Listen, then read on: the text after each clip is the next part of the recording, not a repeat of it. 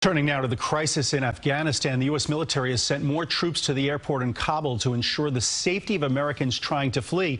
CBS News has learned calls are going out to thousands of American citizens in Afghanistan with instructions of how to get to the airport and where to go when they arrive. We predict that our best effort could look like 5,000 to 9,000 passengers departing per day.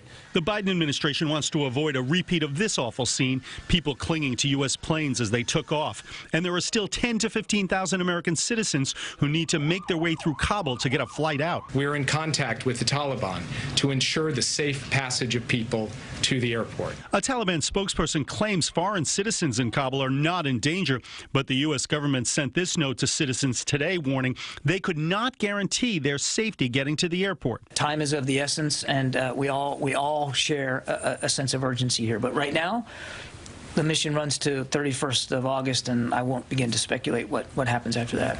Critics are blasting the administration's response. What we are seeing on our TV screens is a unforced disaster.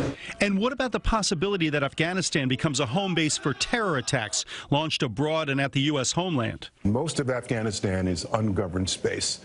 That type of terrain is a potential haven for terrorist organizations. Taliban leaders say they'll give a blanket amnesty to anyone who fought them in the field, but there are fears of how they will rule, and in particular, how they will treat women. The women who were holding positions in government, the girls who were going to school, and now they're going to go back to being sex slaves hidden in their homes. I mean, this is horrible. The U.S. National Security Advisor says he's under no illusions about the behavior of the Taliban. That is something that will have to be watched and observed over time. I come at this with no expectations, but only a sense that they will have to prove to the international community who they ultimately are going to end up being.